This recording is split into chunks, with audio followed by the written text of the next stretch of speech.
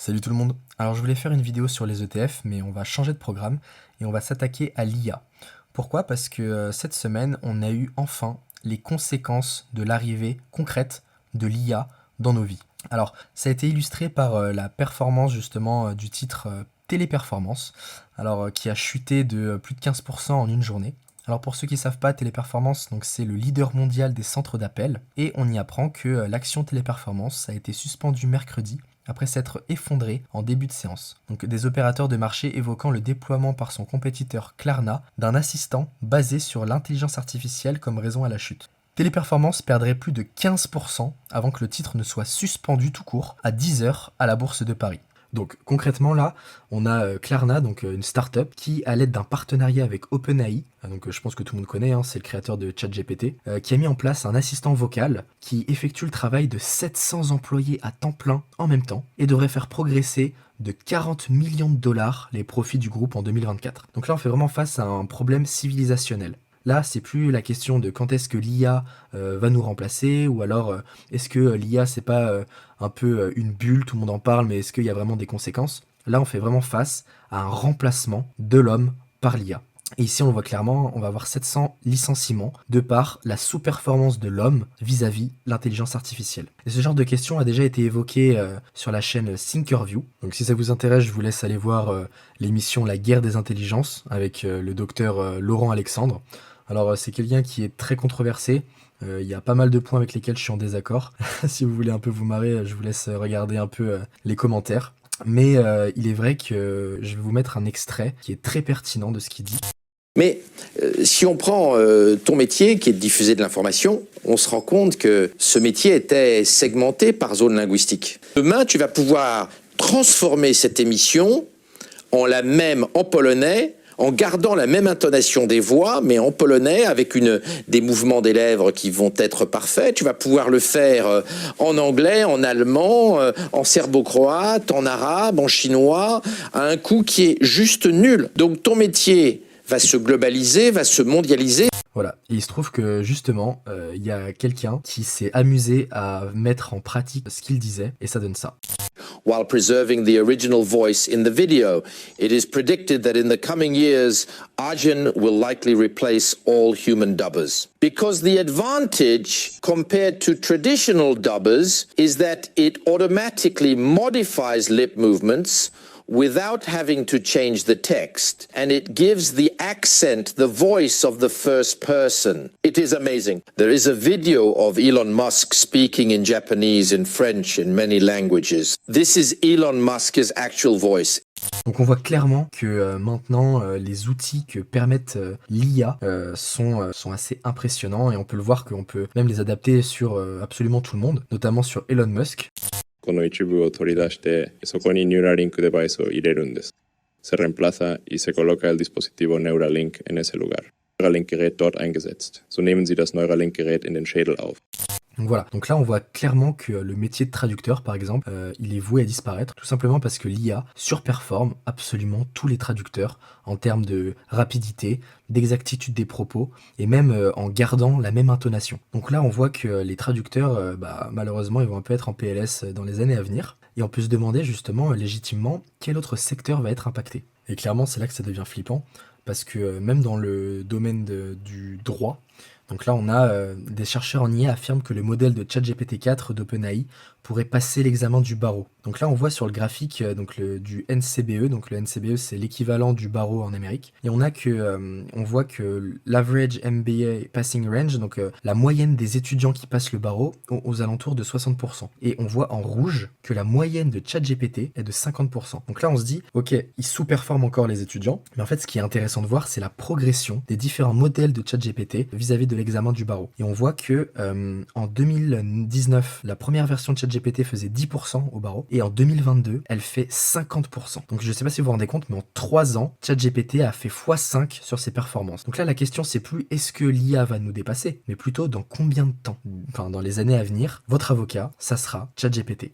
Et ça peut aller plus loin. Là, on voit l'intelligence artificielle plus performante que les médecins pour pronostiquer les complications médicales, selon une étude. Donc, je suis allé voir l'étude parce que j'aime bien avoir des exemples sourcés. Et du coup, dans cet exemple-là, donc le A, on va comparer la véracité des diagnostics vis-à-vis de la réalité, donc entre une IA en rouge, donc qui correspond à AMIE, et PCP, donc c'est les docteurs humains. Et on voit que sur un échantillon de 10 000 diagnostics, on va avoir l'IA qui va surperformer l'homme, l'être humain, avec un taux de réussite, un taux de véracité des diagnostics proche des 90 à 95%, alors que l'homme humain, lui, ne fait que 80 à 85%. Ça continue aussi ici. Donc là, c'est le taux de diagnostic vrai par spécialité. Et on voit que dans absolument toutes les catégories, que ce soit cardiaque, urologie, respiratoire, neurologie, il n'y a pas un domaine où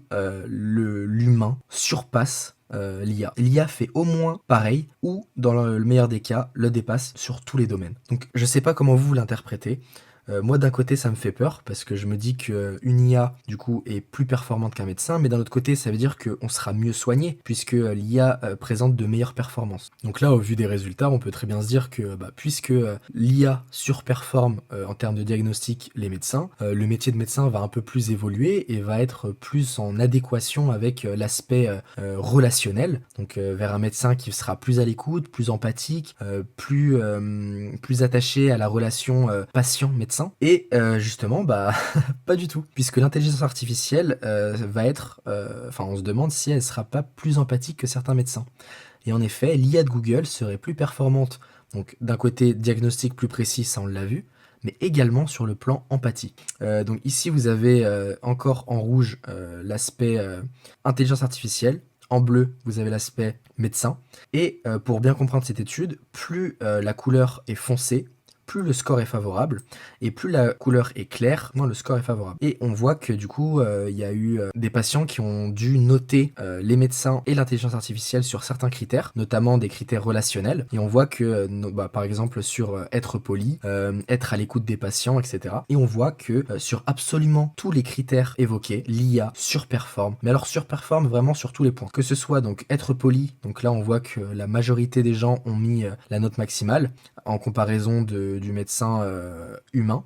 Ici, construire un rapport et une connexion, on voit que l'IA est beaucoup plus performante. Ça peut être également sur, ici, montrer des signes d'intérêt vis-à-vis du patient, ou alors comprendre les soucis des patients. On voit que l'IA, encore une fois, domine largement le médecin humain, et notamment sur showing empathy, donc montrer de l'empathie, l'IA domine encore une fois. Donc là, en fait, on peut vraiment se dire, si l'IA surperforme, les médecins, si l'IA surperforme les avocats, l'IA surperforme également les traducteurs, est-ce que nous, chacun dans notre domaine, est-ce qu'on va être évincé par l'IA? Et du coup, on va rentrer dans cette étude qui est assez intéressante de Goldman Sachs, qui nous montre justement les différents secteurs et l'impact de l'IA vis-à-vis de ces derniers. Donc on voit par exemple que donc aux États-Unis et en Europe, c'est à peu près similaire.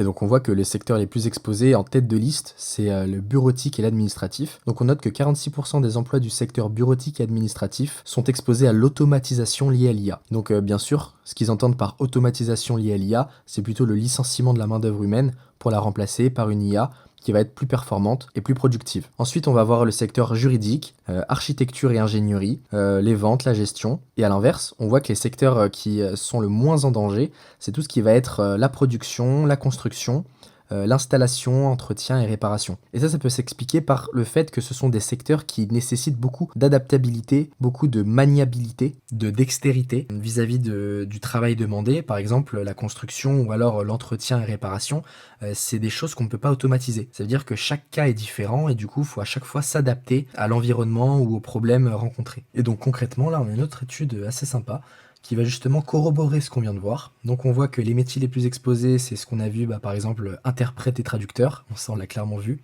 tout ce qui va être enquêteur, relecteur, correcteur, et à l'inverse, on a les métiers les moins exposés, donc là on retrouve un peu les métiers de l'artisanat, garagiste, conducteur de chantier, être charpentier, maçon, tailleur de pierre, cuisinier, tout ça. Donc on retrouve vraiment des métiers qui nécessitent beaucoup d'adaptation. Un tailleur de pierre, chaque pierre est différente en fonction de l'angle de comment il va la couper. Un cuisinier, il faut toujours s'adapter à la cuisson, etc. Donc là, on est vraiment sur des métiers qui demandent énormément de dextérité manuelle et du coup, qui sont beaucoup plus compliqués à reproduire par l'automatisation de l'IA. Et du coup, nous, comme on est des opportunistes, on va se demander comment bénéficier de l'IA, puisque apparemment ça va être inévitable. Et du coup, on retrouve la fameuse Nvidia. Donc pour ceux qui ne savent pas, Nvidia, c'est une société qui est en charge de la construction des semi-conducteurs qui sont utilisés justement pour tout ce qui va être intelligence artificielle. Et c'est là qu'on peut se demander, bon, je sais que Nvidia, bon, vous voyez, hein, de toute façon, la courbe, c'est du tout droit. Donc forcément, je pense que là, on est dans une bulle. Mais à l'inverse de l'explosion de la bulle Internet, là, on a des sociétés qui sont extrêmement rentables. Là, on a, donc c'est un comparatif vis-à-vis de l'année dernière, donc année sur année, et on voit que le revenu est passé de 20 milliards. Donc 22 milliards de revenus en janvier 2024, c'est une hausse de 265%, dont sur les 22 milliards, on a 12 milliards de marge revenu net, qui représente 55% de marge bénéficiaire nette. Donc je sais pas si vous connaissez beaucoup d'industries ou beaucoup de boîtes qui arrivent à faire des marges à 55%, c'est juste absolument hallucinant. Maintenant, il faut bien sûr savoir que c'est une hype. Là, enfin, tout le monde se base sur Nvidia. Jusqu'à maintenant, ça tient, mais on peut pas générer 265% de croissance de revenus, dont les revenus nets 768% vis-à-vis de l'année dernière. Enfin, c'est pas possible de maintenir des marges comme ça sur le long terme. Donc je sais pas, tant que ça monte, tant mieux, mais va falloir faire attention justement quand ça va descendre. Mais en tout cas, Nvidia reste un des leaders dans l'intelligence artificielle, et du coup, il faut être exposé à Nvidia forcément, si on veut pouvoir bénéficier de l'intelligence artificielle. Voilà, donc j'aimerais bien avoir votre ressenti sur tout ce qu'on vient de voir là. Est-ce que vous êtes dans un domaine qui est à risque, ou au contraire qui ne l'est pas? Ça m'intéresse. Donc n'hésitez pas à laisser ça en commentaire. En tout cas, j'espère que cette vidéo vous aura plu, et on se retrouve pour la prochaine. Donc, si t'es curieux, ou si ça t'intéresse, je te laisse t'asseoir, et on se retrouve dans la prochaine vidéo.